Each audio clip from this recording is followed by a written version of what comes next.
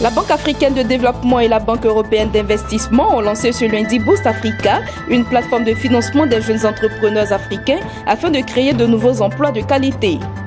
Les producteurs d'EVEA d'ICIA ont tenu récemment une assemblée générale annuelle pour faire le point sur la campagne 2015 et 2016.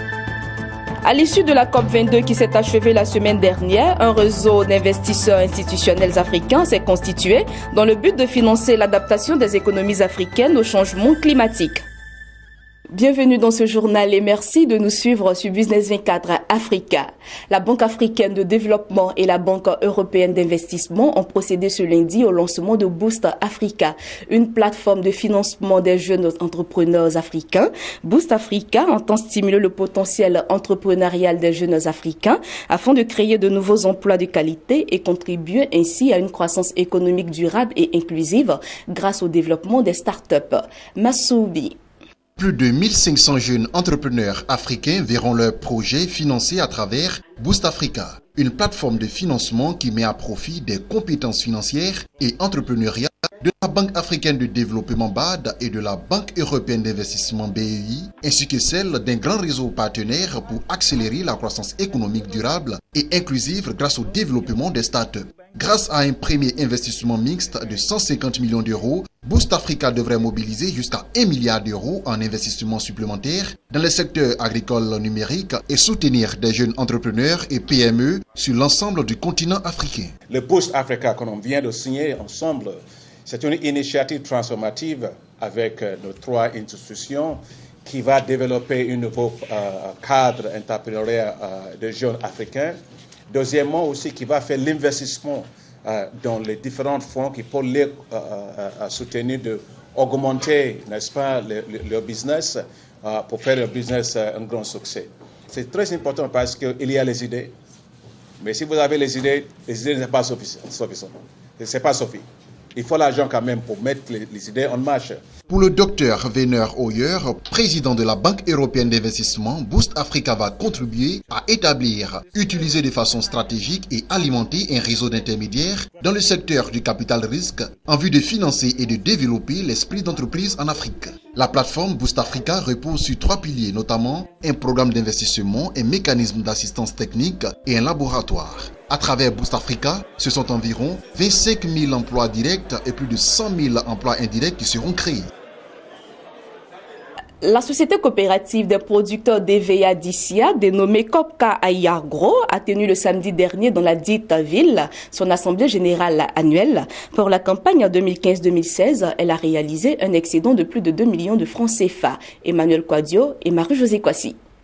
C'est un bilan financier positif que le directeur financier de la société coopérative Ayagro d'ICIA a présenté. Connais-nous a indiqué que l'entreprise a réalisé pour cette campagne un excédent de 2 57 469 francs CFA pour un gain annuel de 331 394 695 francs CFA, contrairement à 7 331 634 francs CFA en 2014. Dressant le bilan moral de l'exercice écoulé de la société coopérative, le président du conseil d'administration, Kofi Dieudonné, a souligné que la filière évéicole connaît des difficultés dues à la chute drastique du prix du kilogramme de latex fixé actuellement à 210 francs CFA. S'appuyant sur les données statistiques de l'APROMAC, il a relevé que le secteur enregistre une baisse de 6% des cours après celle de 32% en 2014. À en croire ses dires, cette baisse a agi négativement sur les programmes et performances de sa structure. Néanmoins, il note des satisfactions au niveau de la production commercialisée par la société,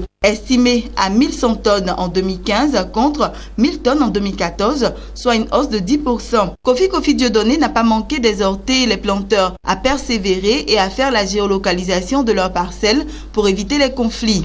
La géolocalisation, c'est très important. C'est une opération de l'APROMAC. L'APROMAC, c'est la structure qui gère l'agriculture en Côte d'Ivoire pour l'instant. J'aurais souhaité que tous les planteurs puissent faire géolocaliser leurs parcelles pour régler beaucoup de problèmes. Les problèmes de vol, les problèmes de conflit également au niveau des régions pour que notre filière puisse être apaisée. Ce que je peux dire à mes planteurs, c'est que le bilan était positif, c'est vrai. Donc, une coopérative comme Copca Ayagro, c'est d'encourager, de dire aux planteurs qui n'ont pas pu faire confiance à la coopérative. Le premier responsable de la Copca Ayagro a également fait savoir que de nombreuses actions, entre autres préscolaires, identification, ont été menées à l'endroit des évéaculteurs pour leur bien-être.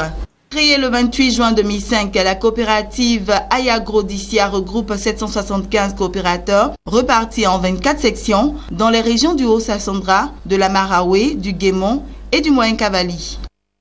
Poursuivons avec ces actualités en bref et en images. À l'initiative de la Caisse des dépôts de gestion du Maroc, un réseau d'investisseurs institutionnels africains s'est constitué lors de la COP 22 dans le but de financer l'adaptation des économies africaines au changement climatique.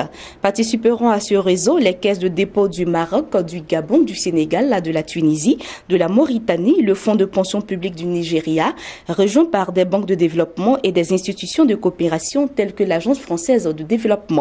À ce jour, la partie africaine de ce réseau représente à elle seule plus de 100 milliards de dollars sous gestion et espère bien agréger d'autres partenaires financiers. Terminons avec cette information. La Banque mondiale va octroyer 500 millions de dollars sur 3 ans pour financer la reconstruction de la République centrafricaine après 3 années de violences intercommunautaires. L'annonce a été faite par le vice-président de l'institution pour la croissance équitable au cours d'une conférence des bailleurs de fonds sur la Centrafrique à Bruxelles. Ce financement servira à appuyer la gestion des finances publiques ainsi que la réinsertion des anciens combattants et des personnes déplacées, mais également à créer des emplois en réhabilitant un axe routier important et en relançant le secteur agricole. Voilà, c'est la fin de cette édition. Merci de votre fidélité. Je vous retrouve demain pour une nouvelle édition sur Business 24 Africa.